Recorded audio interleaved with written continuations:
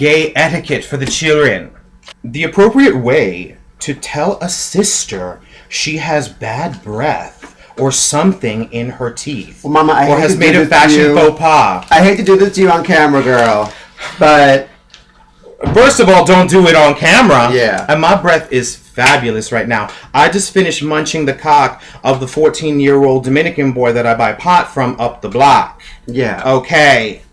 I think you would just approach it as you would approach any person, gay, straight, bisexual, transgender, questioning, indeterminate, or intersexual. And you would say, darling, you've got something in your teeth.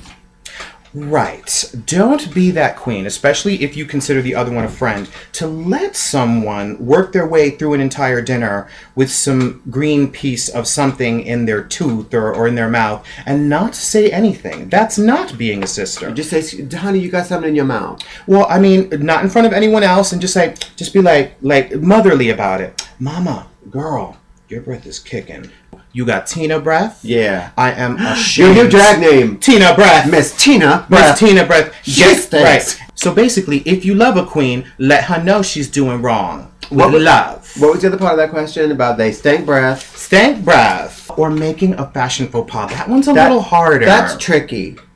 That one's a little harder because it's that eternal question of when a woman asks you, do I look fat in these pants? And you know, how do you couch your answer honestly but not actually try and hurt somebody? And that's what you do for a fashion faux pas as well. You're like, Mama, you know, the other day that teal shirt that you were wearing, oh my God, that shirt you look so good in. That shirt.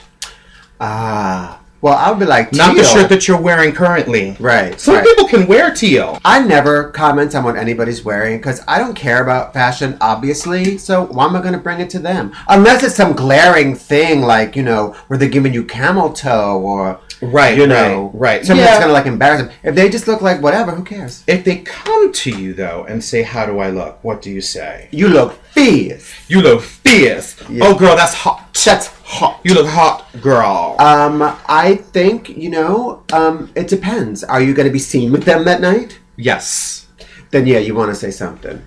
Okay. Yeah. Like if your girl is going to go to the club in an electric blue, skin-tight, one-piece catsuit with a hood, you can just get very Matinga. I mean, you could just get very, look, I don't know, but like maybe it's going to be chilly. You throw a coat over it. But then the context, you know, if your best friend happens to be a ballroom diva who be serving it at the club and can rock an electric blue catsuit, then you rejoice in that. You celebrate that, you make a joyful noise. Okay. Yeah. I had a 29-inch waist and a trick pussy. The next gay etiquette question. Tipping a hustler. I found meaning an escort. that if you take your foot and place it behind them and then just push back, they tip right over. Right, absolutely. Right into the hallway of the Marriott. Exactly. Down the stairs, and then you don't have to pay them. Yeah. And it's usually a good thing. Yeah. But, you know, while I don't frequent hustlers, generally 25% I think is generous and fair. 25% of $5? Girl, you something.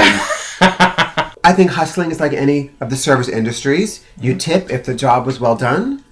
Right. But I'm not going to pay a lot for this hustler. No. Who said that?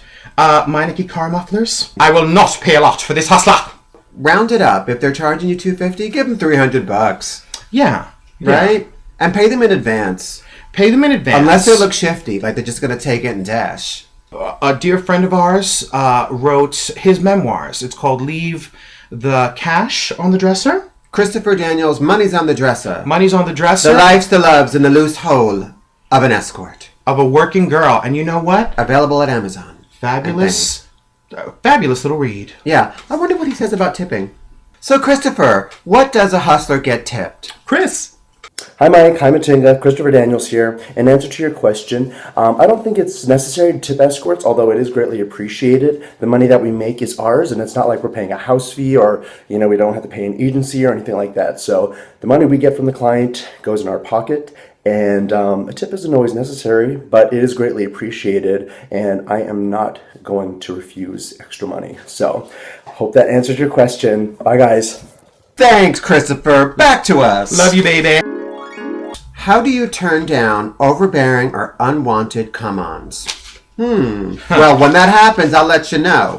You know what? I'd like the inverse of that too. How does one make a really overbearing, sexually caustic come on at the bar? How does one decline it with grace? Well, You know what? My go-to line is always, I just don't think there's chemistry. Because that's blameless. I'll just turn around and be like, yeah, dude, but listen, I need about 2 weeks. I'm only midway through my course of antibiotics. If you're at a bar and some guy's really coming on strong and you want to get rid of them, you say, okay, that's cute, but are you into, shit and panties and ice cubes? Exactly. Like, And then they're like, yeah. Exactly. Oh, you're into it? Because I brought my mat. We could leave right now. Yeah. Oh, like Miss Honey that used to travel around with a rubber mat to do shit days. To do her shit days. But we're not going to get into that. I always like to take the high road and go with a little grace and, just sort of, decline demurely. Like a lady, like a lady boy. Well, what do you say? Hey, I'm waiting for my boyfriend, or and he's gonna fucking beat you because he's in the mafia, or I'm just here to hang tonight, but nice meeting you, and then just sort of sidle off with just the slightest bounce of your hip. But I'm not the one to turn around and be like, oh, whatever, you're tired, or read, or something like that, because it's just, why bother? I guess it depends too. If you're somewhere where it's kind of a free for all, right? Like, let's say you're, somewhere where it's a free for all and there's hands everywhere, just slap their hand away. Right. I said no, nigga. I said no. You're bugging out. That last time it went up my ass. Yo, you bugging. You bugging shit. 2 fingers in my ass. Yeah. For that, throw 4.